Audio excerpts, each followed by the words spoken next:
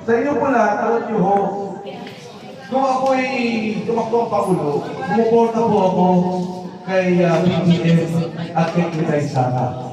Marami yung malayo sa atin dito ang sumuporta kay PBM at kay Inday Sara.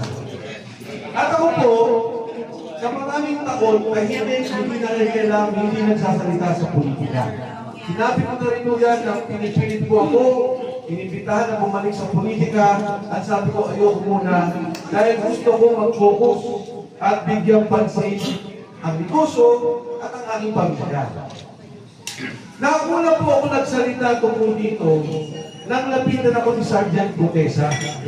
Nilalapit po yan ang isang kaibigan sa Universidad ng Pilipinas. Sabi niya, pakinggan ko ng tao ko dahil gusto niya makakausap si Senador Dante Marcoleta. Noong nagsalita si Gutesa, nagulat ako sa mga sinabi. Bali-balitang salapi ang binibiniber sa bahay ng Martin Romualdez. Alam niyo, sinabi pa niya pati ang Department of Health, ang pondo doon pinapakiraman nila. Hindi niya alam ang mga nangyari kung hindi nakita niya yung investigasyon sa flood control. Ang sabi na, sir, hindi ko lalo makinig si Gutesa, yung aking mga kamag-anakan binabaha.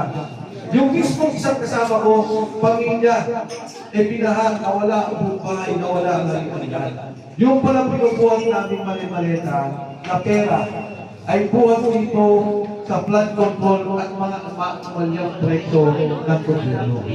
Kung naalala niyo po ng panahon na yun, ang panawagan ko, panagutin si Martin Romualdez.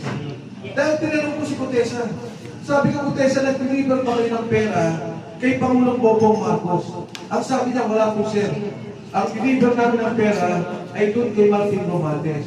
Anong ginawa po nila? Pinaalis si Saldi ko. Umalis ka muna dyan, magtago ka, huwag kang magsalita. Nung nagsalita si Gutesa, pinatawag ba yung assistant ni Saldi ko? Hindi. Pinabayaan makalabas ng bansa.